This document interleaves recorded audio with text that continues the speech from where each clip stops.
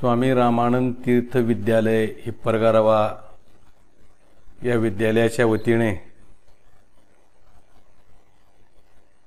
विज्ञान आणि तंत्रज्ञान भाग 2 मधील सजीवातील जीवन प्रक्रिया या पाठातील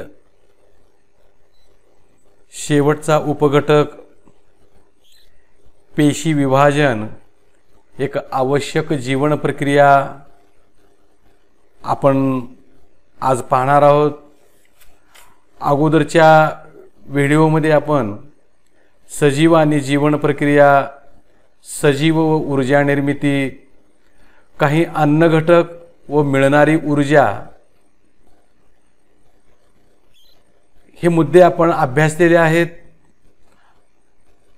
तर आज आपण अतिशय महत्त्वपूर्ण जीवन प्रक्रिया अभ्यासणार आहोत। ती जीवन प्रक्रिया म्हणजे पेशीचे विभाजन। बरेचदा आपणाला जखम झालेली असते, त्या ठिकाणच्या उतीतील पेशींचं काय होतं? तर विद्यार्थी मित्रो, आपल्याला माहित आहे ज्या ठिकाणी जखम होते तिथल्या उती त्यांचे नेहमीचे कार्य करू शकत नाहीत। जखम ज्या ठिकाणी झालेली आहे त्या ठिकाणच्या रक्तवाहिन्या फुटलेल्या असतात, तो भाग लालसर झालेला असतो, बऱ्याचशा पेशी नष्ट झालेल्या असतात, त्या ठिकाणच्या चेतापेशी सुद्धा दुखावलेल्या असतात। त्यामुळे जखम ही वेदनादायी होते। मग झालेली जखम बरी होताना तिथे पेशी नव्याने तयार होतात का? आपल्याला माहित आहे की जेव्हा आपल्याला जखम झालेली असते 1-2 दिवसानंतर त्या ठिकाणी खपली येते, म्हणजे त्या ठिकाणी नव्याने पेशी निर्माण होत असतात। जखम झालेल्या आजूबाजूस पेशी विभाजनाचा वेग वाढतो। जखम झाल्यामुळे नाश पावलेल्या पेशींची संख्या पूर्ववत करण्यासाठी पेशी विभाजनाचा वेग त्या ठिकाणी वाढलेला असतो। वनस्पतीची फुलं आपण तोडतो त्यावेळी वनस्पतींना जखमा होतात का? जखमा होत असतील तर त्या कशा भरून येतात? तर फुले तोडताना वनस्पतींना जखमा होत नाहीत असा पूर्वापार समज होता, परंतु अलीकडच्या काळामध्ये जे संशोधन झालं त्या संशोधनानं असं सिद्ध झालं की वनस्पतींना देखील जखमा होतात, त्यांनाही वेदना समजतात। फुले तोडताना त्यांच्या नाश पावलेल्या उती ज्या आहेत त्या पेशी विभाजनाने पुन्हा भरून निघत असतात। सजीवांची अनेक लक्षणे आहेत, त्यापैकी एक महत्त्वपूर्ण लक्षण आपल्याला माहित आहे की सजीवांची वाढ होत असते। मग त्यांच्या शरीरात पेशींची संख्या वाढते का? वाढत असेल तर ती कशी वाढते?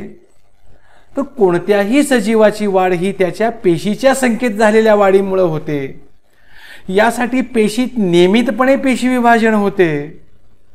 शरीराची वाढ आणि शरीराची झालेली जी झीज आहे या दोन्हीसाठी पेशी विभाजन आवश्यक असते। एका सजीवापासून त्याच प्रजातीचा दुसरा सजीव कसा निर्माण होतो? तर सजीवाची जी अनेक लक्षणं आहेत त्यापैकी एक महत्त्वपूर्ण लक्षण म्हणजे प्रजनन। प्रजननाने एका सजीवापासून नवा सजीव निर्माण होतो। प्रजननाचे 2 प्रकार आपण अभ्यासलेले आहेत, एक लैंगिक प्रजनन आणि दुसरं अलैंगिक प्रजनन। सूत्री विभाजनाने अलैंगिक प्रजनन होते, तर लैंगिक प्रजननामध्ये अर्धगुणसूत्री विभाजनाने युग्मक निर्माण होतात। गुणसूत्रे, जनुके व DNA यांच्यामुळे एका सजीवापासून त्याच प्रजातीचा दुसरा सजीव निर्माण होत असतो। मग आज आपणाला पेशी विभाजन ही एक अतिशय आवश्यक अशा प्रकारची जीवन प्रक्रिया आपल्याला अभ्यासाचे आहे। तर सजीवांचे जे अनेक गुणधर्म आहेत त्यातला एक अतिशय महत्त्वाचा गुणधर्म म्हणजे पेशी विभाजन। हा गुणधर्म का महत्त्वाचा आहे? तर या गुणधर्मामुळे एका सजीवापासून नवीन सजीव निर्माण होऊ शकतो. जे बहुपेशीय सजीव आहेत त्यांच्या शरीराची वाढ होऊ शकते, शरीराची झालेली झीज भरून काढता येते. तर या पेशी विभाजनामध्ये तर आपल्यासमोर पेशी दाखवलेली आहेत. तर पेशींच्या आणि सजीवांच्या अनेक गुणधर्मांपैकी एक महत्त्वाचा असणारा गुणधर्म, या गुणधर्मामुळे एका सजीवापासून नवीन सजीव निर्माण होऊ शकतो, बहुपेशीय सजीवांच्या शरीराची वाढ होते, शरीराची झालेली झीजही भरून काढता येते.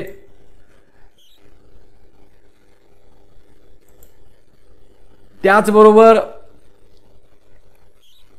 जखम झाल्यानंतर म्हणजे शरीराची झालेली झीज भरून काढता येते.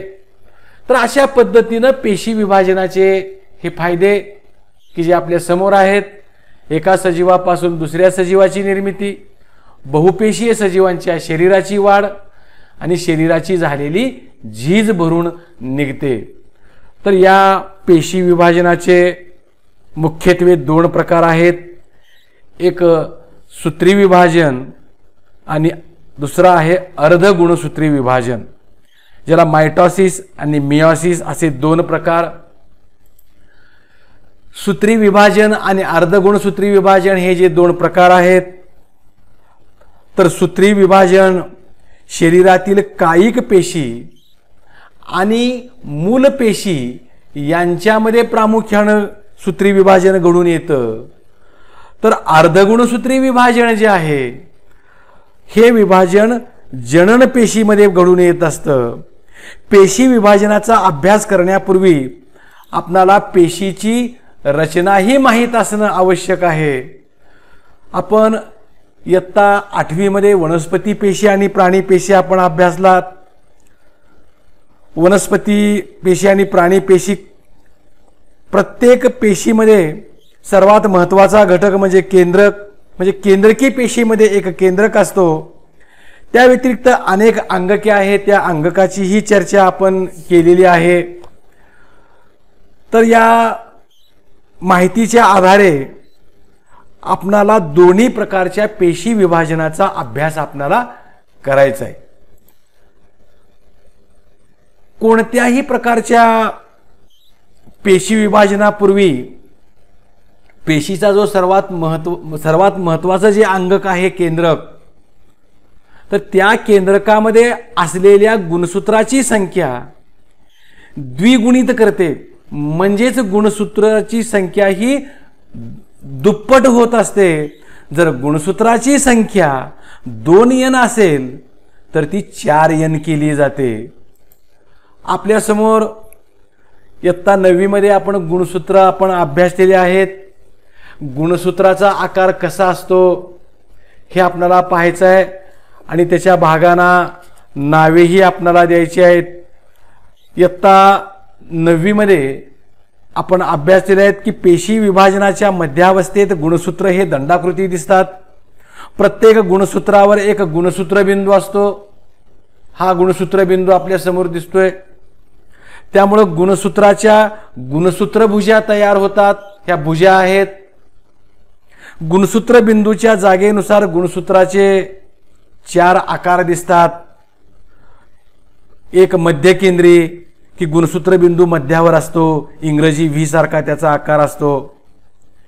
दुसरा आहे उपमध्यकेंद्री, गुणसूत्र बिंदू मध्याच्या जवळपास असतो, इंग्रजी एल मुळाक्षरासारखी ही गुणसूत्रे दिसतात. म्हणजे त्याची एक भुजा दुसऱ्यापेक्षा थोडी छोटी असते.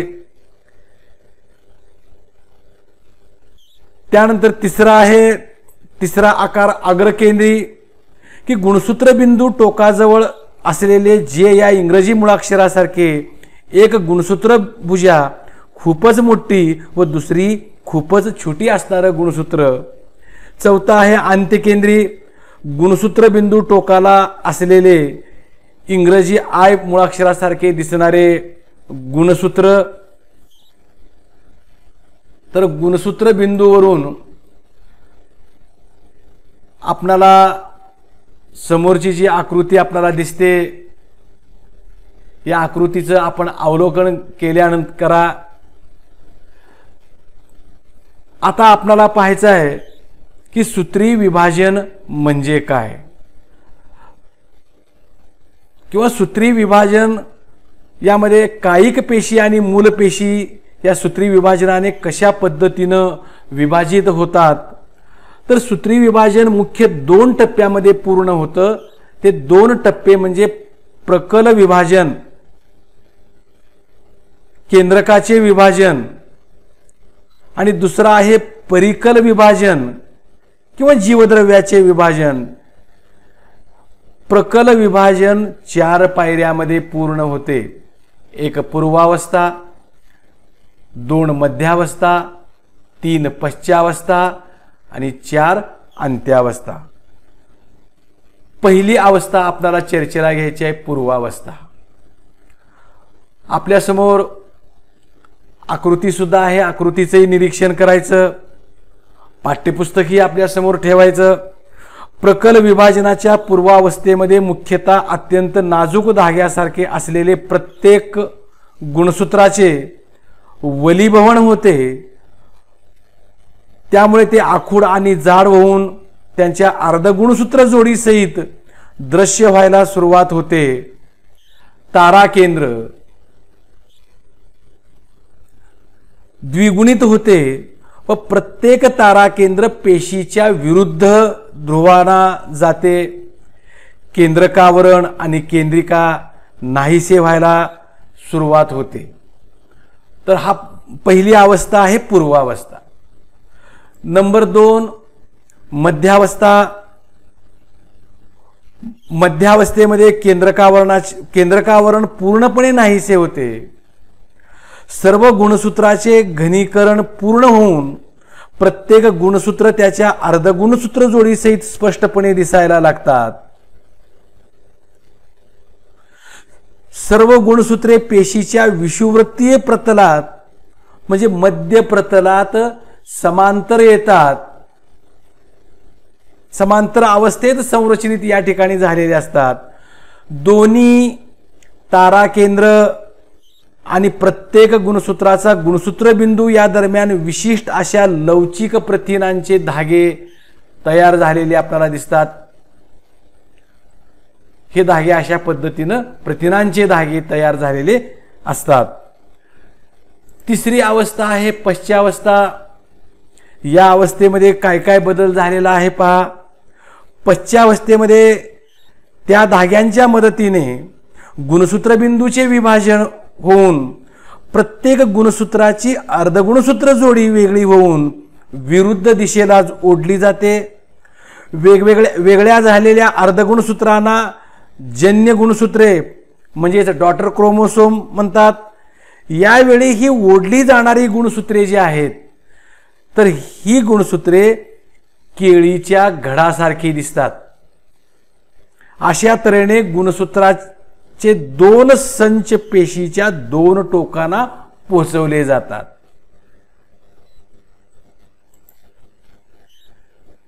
चौथा टप्पा आहे अंत्यावस्था. अंत्यावस्थेमध्ये पेशीच्या दोन्ही टोकांना पोचलेली गुणसूत्रे आता उलगडतात. त्यामुळे पुन्हा ती नाजूक धाग्यासारखी पातळ होऊन दिसेनासे होतात. दोन्ही टोकांना पोचलेल्या गुणसूत्राच्या संचाभोवती केंद्रकावरण तयार होते. अशा तऱ्हेने आता एका पेशीमध्ये 2 जन्य केंद्रके तयार होतात. जन्य केंद्रकामध्ये केंद्रकी सुद्धा दिसू लागतात. तर्कुतंतू पूर्णपणे नाहीसे झालेले दिसतात. अशा तऱ्हेने प्रकाल विभाजन पूर्ण होते आणि नंतर परिकल विभाजन सायटोकायनेसिसला सुरू होते. आता या ठिकाणी या 4 अवस्था. पहिली अवस्था आपल्या समोर पूर्वावस्था, दुसरी आहे मध्यावस्था. पहिल्या अवस्थेला प्रोफेज म्हणतात. दुसरी अवस्था आहे मेटाफेज, तिसरी अवस्था आहे ॲनाफेज आणि चौथी अवस्था आहे टेलोफेज.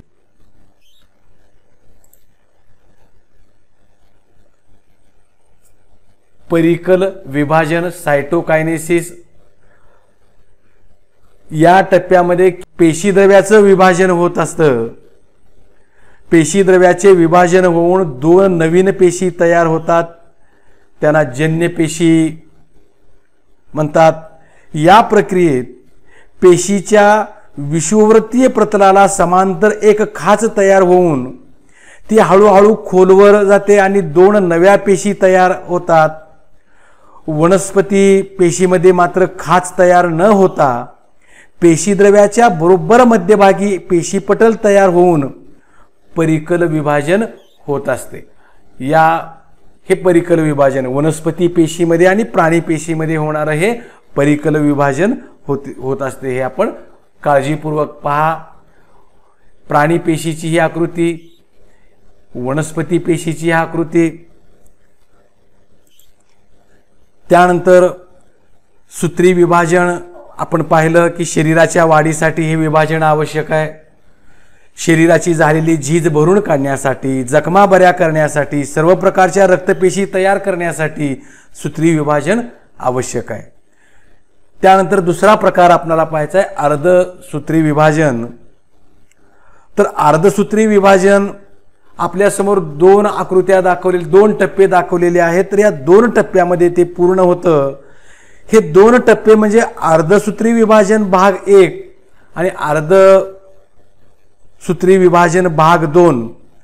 पहिल्या भागामध्ये जर आपण पाहिलं तर सजातीय गुणसूत्रामध्ये जनुकीय विचरण किंवा जनुकीय पुनःसंयोग होते आणि नंतर सजातीय गुणसूत्रे पण गुणसूत्राची जोडी नव्हे. अर्धगुणसूत्री विभाजनाचा भाग दुसरा जो आहे हा सूत्री विभाजनासारखाच आहे. यात भाग 1 मध्ये तयार झालेल्या दोन्ही एकगुणी पेशीतील पुनःसंयोजित अर्धगुणसूत्र जोड्या वेगळ्या होऊन त्या पेशी विभाजित होतात व त्यापासून 4 एकगुणी पेशी तयार होतात. युग्मक आणि बीजाणू तयार करण्याची प्रक्रिया अर्धगुणसूत्री विभाजनाने होते. या पेशी विभाजनाच्या पद्धतीमध्ये एका द्विगुणित पेशीपासून 4 एकगुणित पेशी तयार होतात. या पेशी विभाजनाच्या वेळी समजातीय गुणसूत्रामध्ये क्रॉसिंग ओव्हर होतं, जनुकाचे पुनःसंयोग होते. त्यामुळे तयार होणाऱ्या 4ही जन्य पेशी म्हणजेच नवजात पेशी जनुकीय दृष्ट्या जनक पेशीपेक्षा म्हणजेच पॅरेंट सेलपेक्षा एकमेकापेक्षा वेगवेगळ्या असतात. हे आपण लक्षात ठेवायचं आहे. आणि प्रामुख्यानं या ठिकाणी होणारं म्हणजेच अर्धगुणसूत्री विभाजन जे आहे, तर या अर्धगुणसूत्री विभाजनामध्ये पहिल्या टप्प्यामध्ये पेशी विभाजनाची जी पद्धत आहे, एका द्विगुणित पेशीपासून 4 एकगुणित पेशी तयार होतात. तर या पेशी विभाजनाच्या वेळी समजातीय गुणसूत्राची पारगती होऊन जनुकाचं पुनःसंयोग होते. तयार होणाऱ्या 4 नवजात पेशी या जनुकीय दृष्ट्या जनक पेशीपेक्षा आणि एकमेकापेक्षा पूर्णपणे वेगळ्या होत असतात. म्हणजे या हे दोन्ही टप्पे आपण लक्षात घेतल्यानंतर आपणाला सूत्री विभाजन आणि अर्ध गुणसूत्री विभाजन हे पेशी विभाजनाचे जे 2 प्रकार आहेत, हे दोन्ही प्रकार अतिशय काळजीपूर्वक आपण वाचन करा, समजून घ्या. काही अडचण आल्यानंतर पुन्हा प्रश्न विचारा. तर अशा पद्धतीनं अतिशय महत्त्वाचा असा भाग आपण पूर्ण केला. हा पाठही आपण पूर्ण केलेला आहे. यामध्ये आपणाला एकगुणित पेशी म्हणजे काय, द्विगुणित पेशी म्हणजे काय, हाही भाग मी थोडक्यात पुन्हा एकदा तुम्हाला सांगतो. द्विगुणित पेशी म्हणजे ज्याला 2 N पेशी आपण म्हणतो, की ज्या पेशीत गुणसूत्राची संख्या दुप्पट होते अशा पेशीस द्विगुणित पेशी म्हणतात. मात्या पित्याकडून युग्मका वाटे त्यांची गुणसूत्रे युग्मनजात आल्याने ही संख्या नेहमी 2 Nच असते. लक्षात घ्या, मानवातील 2 N ही संख्या गुणसूत्राची संख्या ही 46 आहे. आपल्या शरीरातल्या प्रत्येक पेशीतील गुणसूत्राची संख्या 46च असते, म्हणजे ती द्विगुणित असते. मग एकगुणित पेशी म्हणजे काय? तर ज्या पेशीत गुणसूत्राची संख्या निम्मी असते अशा पेशीला एकगुणित पेशी असे म्हणतात. यात गुणसूत्राचा एक संच असतो. लैंगिक प्रजननाच्या वेळी युग्मकांना अर्धगुणसूत्री विभाजनाने एकगुणित बनवले जाते. मानवातील N ही संख्या 23 आहे. शुक्राणू आणि बीजांड या दोन्ही युग्मक पेशीत प्रत्येकी 23 गुणसूत्रे असतात. पुढचा सजातीय गुणसूत्रे म्हणजे काय? तर प्रत्येक प्रजातीच्या द्विगुणित पेशीत गुणसूत्रांच्या ठराविक संख्येत जोड्या असतात. यातील एका जोडीतील गुणसूत्रे आकाराने, प्रकाराने आणि त्यावर असणाऱ्या जनुकांनी सारखी असतात. तर अशा गुणसूत्राला सजातीय गुणसूत्रे असे म्हणतात. मानवाच्या पेशीतील गुणसूत्र जोडी क्रमांक 1, त्याच्या आईकडून आलेले गुणसूत्र क्रमांक 1 आणि वडिलाकडून आलेले गुणसूत्र क्रमांक 1 ही 2 गुणसूत्रे सजातीय असतात. युग्मक पेशी 2N असतात की N? ज्या पेशीपासून युग्मके तयार होतात त्या पेशी 2N असतात. युग्मक बनताना स्त्रीयुग्मक आणि पुयुग्मक यांचं फलन होतं आणि त्यामुळे युग्मनज म्हणजे 2N बनते. मग ही एकगुणित पेशी कशा तयार होतात? तर द्विगुणित पेशीमध्ये आपल्या समोर जे दिसतं हे अर्धगुणसूत्री पेशी विभाजन होतं आणि त्यापासून एकगुणित पेशी तयार होतात. मग ह्या एकगुणित पेशीचं नेमकं महत्व काय आहे? तर लैंगिक प्रजनन होत असताना जी युग्मके तयार होतात ती एकगुणित होणं जरुरीच आहे, अन्यथा गुणसूत्राची संख्या नियंत्रित राहणारच नाही ना. उदाहरणादाखल मानवामध्ये आईवडिलांच्या पेशीत 2N म्हणजे 46 गुणसूत्रे असतात. त्यांच्या प्रजननाच्या वेळी अर्धगुणसूत्री पेशी विभाजन जर झालं नाही तर होणारी युग्मके ही 46 गुणसूत्राचीच राहतील. मग विचार करा, त्यामुळे होणाऱ्या संततीमध्ये पित्याकडून 46, मातेचे 46 म्हणजे 92 गुणसूत्र असतील. व 92 गुणसूत्र म्हणजे मानवच नाही ना, कारण प्रत्येक सजीवामध्ये गुणसूत्राची संख्या ही निश्चितच आहे. त्यामुळं अतिशय मोठ्या प्रमाणामध्ये विकृती होईल. परंतु अर्धगुणसूत्री पेशी विभाजनाने युग्मके एकगुणित होतात. त्यामुळं गुणसूत्राची संख्या कायम तीच ठेवली जाते. युग्मके या एकगुणित पेशी असतात, हेच याचं महत्व आहे. हे आपण काळजीपूर्वक लक्षात ठेवलं पाहिजे. धन्यवाद.